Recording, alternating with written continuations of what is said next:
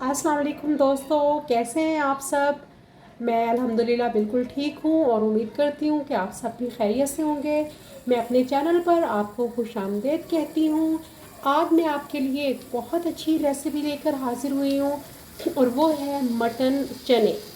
बहुत मज़े के बनते हैं और मैं आज थोड़ा सा मुख्तलिफ तरीके से आपको सिखाऊंगी। मेरी पूरी वीडियो ज़रूर देखिएगा ताकि कोई भी हिस्सा जो है आपसे रह ना जाए और रेसिपी जैसे मैं बता रही हूँ बिल्कुल वैसे की वैसी बने। सबसे पहले ये मेरे पास जो है 1 किलो के करीब तकरीबन जो है 1 किलो से थोड़ा सा ज़्यादा जो है मटन है।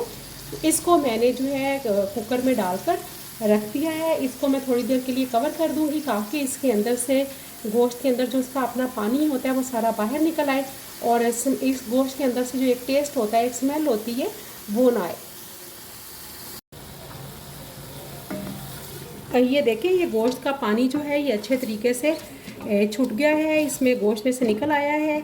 और अब मैंने इसके अंदर कुछ खड़े मसाले शामिल किए हैं जिसमें मैंने 4 से 5 छोटी इलायची, 2 बड़ी इलायची, 1 दालचीनी की स्टिक, 2 तेज़पात, 1 चम्मच नमक का और 4 से 5 लौंग और 8 से 10 जो है साबुत काली मिर्चें इसमें शामिल की हैं।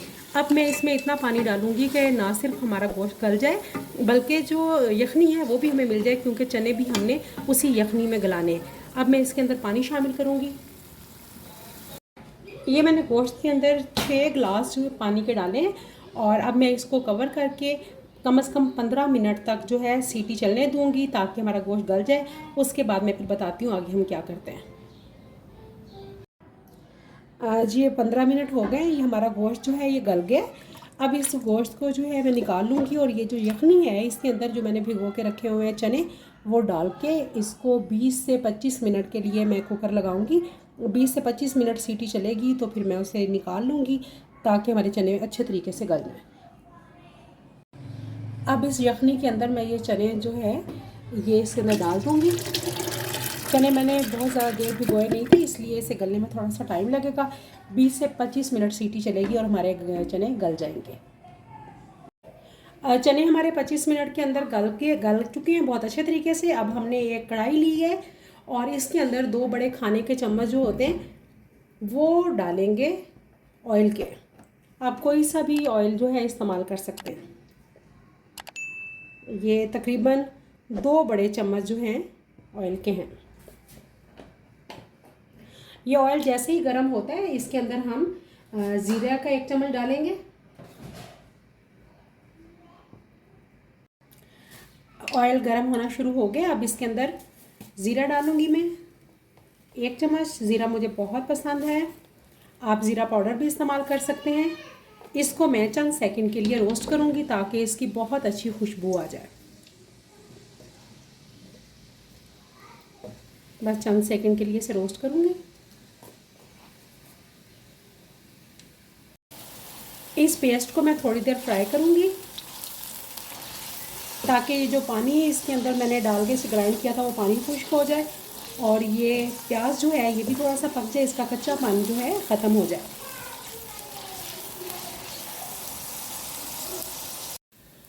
ये हमारा ज़ीरा रोस्ट हो चुका है, इसकी बहुत अच्छी खुशबू आ रही है। अब मैं इसके अंदर प्याज का पेस्ट डालूंगी। मैंने 2 दरमियाने दर्जे के प्याज लिए थे और उसमें थोड़ा सा पानी डालकर इसको ग्राइंड कर लिया अच्छे तरीके से। अब वो पेस्ट इसके अंदर जाएगा।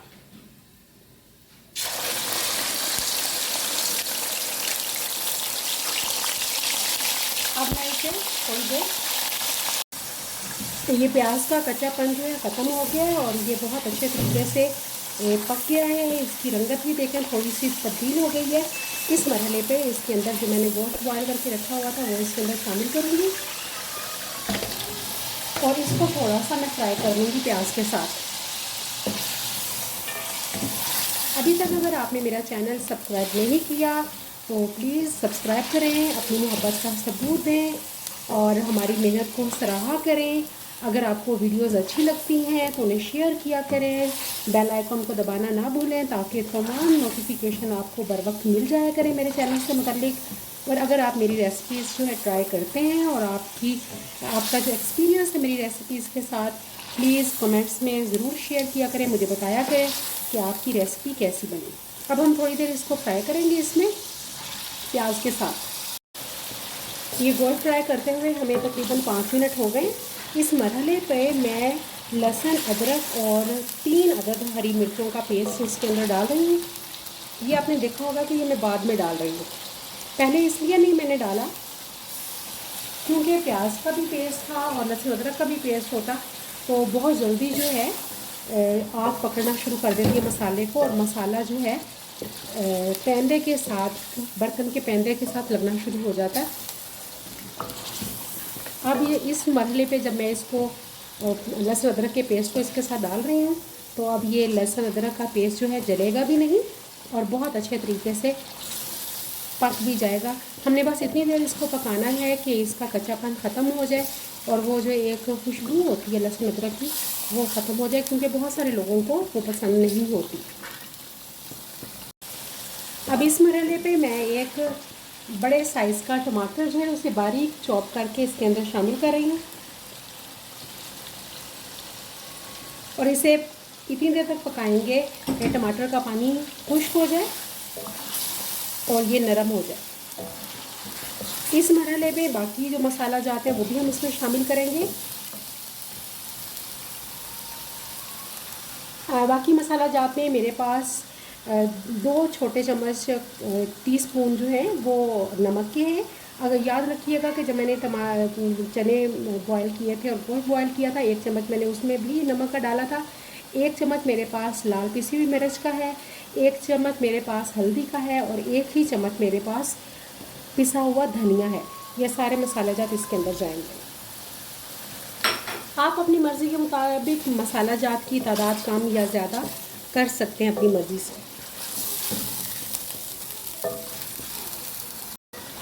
मसाला जात के साथ गोश्त की भुनाई हो रही है बहुत अच्छे तरीके से। इस मरहले पर मैंने किया ये था कि जब चने बॉयल किए थे तो 1 प्याली के करीब तो चने निकाल के उसको मैंने ग्राइंड कर लिया था, उसका पेस्ट बना लिया था। वो पेस्ट इस मरहले पर मैं उसके अंदर शामिल करूँगी। आप इस मरहले पर मसर की दाल जो होती है, रेड दाल होती है, मसूर की दाल, उसका पेस्ट भी डाल सकते हैं, आलू का पेस्ट भी डाल सकते हैं, चनों का पेस्ट भी डाल सकते हैं।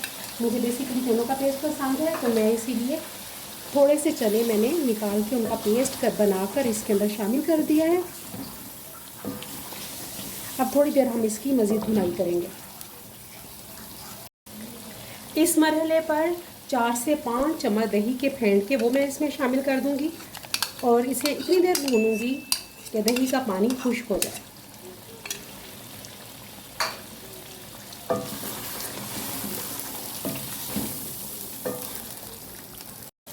देखिए कितनी अच्छी भुनाई हो रही है, मसाले ने और घी छोड़ना शुरू कर दिया।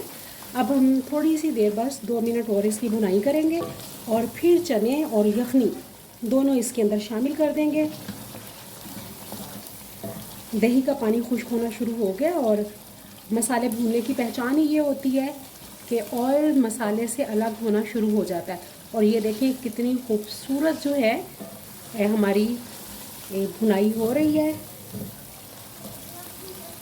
भुनाई हो चुकी है। अब हम चने और यखनी इसके अंदर शामिल कर देंगे।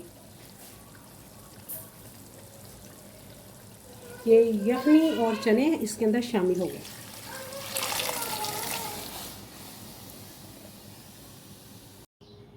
ये चने और यखनी मैंने इसके अंदर शामिल कर दिए।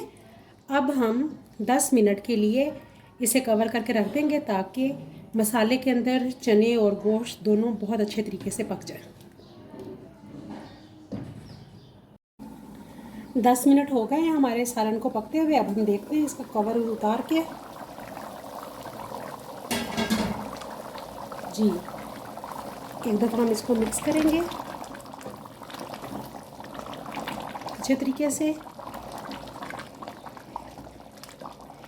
इस मरहले पे इसके अंदर ये कुछ मैं हरी मिर्चें साबित डाल रही हूँ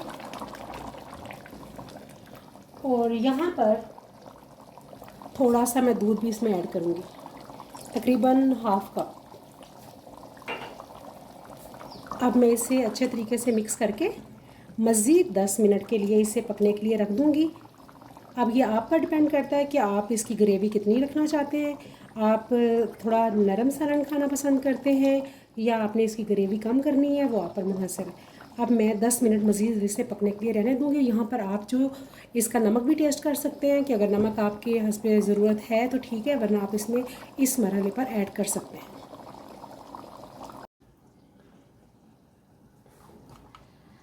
10 मिनट मज़ीद हो गए, हमारा जो है देखते हैं खाना तैयार हुआ है या नहीं।